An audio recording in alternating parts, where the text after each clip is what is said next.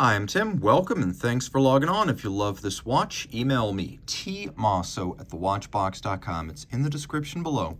Your purchase and pricing email question line for buying this or any watch you see on any of our platforms. Please reach out to me directly. I am tmosso@thewatchbox.com for pricing. Today we're discussing a 2022 launch, and this is a watch in rose gold and DLC titanium in homage to the 74033 and the Dark Lord Monaco of the 1970s. It is a special edition, not expressly a limited edition, but it is considered to be special. And it is a lovely take on that fan favorite from the vintage era. It is also considerably better built than the original. The case is larger, at 39 millimeters in diameter, and that's across, not including pushers and crown. It's 15.2 millimeters thickened from lug tip to lug tip, 47.4 millimeters, with a 22 millimeter spacing between the lugs.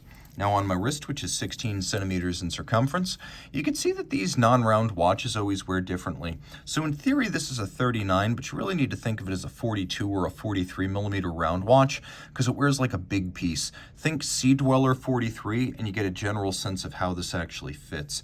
It looks thicker than it is, but it is by no means thin. It'll fit underneath a jacket cuff, just not tight dress sleeves. Looking down the barrel, you can see it's not broad across the wrist, but there is something about rectangular, square, tonneau, oval watches that just makes them wear larger. So take my word when I say this wears like a 43. It is light, however, all in titanium and sapphire. The strap is high grade. We have a large rectangular scale alligator leather strap and a semi-gloss. There's some bolstering or stuffing to give it volume. There's a monotone stitch, a sheer cut side showing the layers of leather on the bottom. You can see calf skin.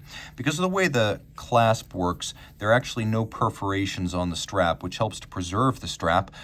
It works by crimping the strap, so you feed it through this little crimping hinge, and then it locks in place, and all the excess length is hidden underneath the opposite side, just like this.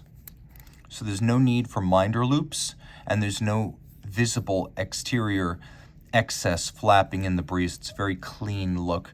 Of course, DLC titanium, like the rest of the watch. You can see TAG Heuer branded. It's got the TAG Heuer shield. Twin trigger release means it can't open accidentally. It will only open when you tell it to open. The case is all matte finished, media blasted, and DLC. DLC is different than the black coating on the original 74033 because that original watch had relatively cheap period black coating. DLC is the material. PVD is the process. You need to make a distinction. So this is a diamond-like carbon deposited by physical vapor deposition, PVD. DLC is very scratch resistant, and in my experience among coatings, it holds up the best. Now you can see that the lugs are short, angular, and pronounced. We also have short, angular, and in a lovely detail, faceted chronograph pushers. TAG Heuer crest on the crown. The watch is 100 meters water resistant with a push-down crown. We have this dramatically box section sapphire that I guess evokes a vintage plexi a little bit, but it is a sapphire. Underneath, we have a dial that has a tarmac-like graining outboard. Of course, the Monaco, named after, yes, the Principality, but more specifically, the Grand Prix in the Principality. This has always been associated with motorsports as a line. You can see the center dial is matte. We have sunken subs for chronograph hours and chronograph minutes. We have running seconds down at 6 o'clock. We have faceted rose gold plated hour markers and hands that are rose gold with satin and polish.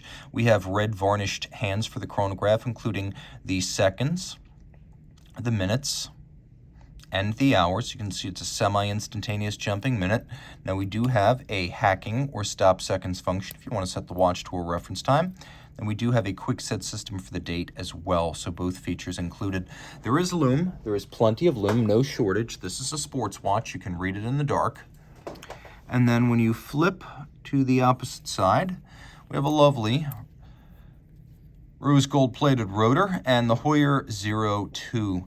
This movement, automatic winding with an 80-hour power reserve, has stop seconds and a quick set date. If it's on 33 joules, has a 4 hertz beat rate, so 8 beats per second.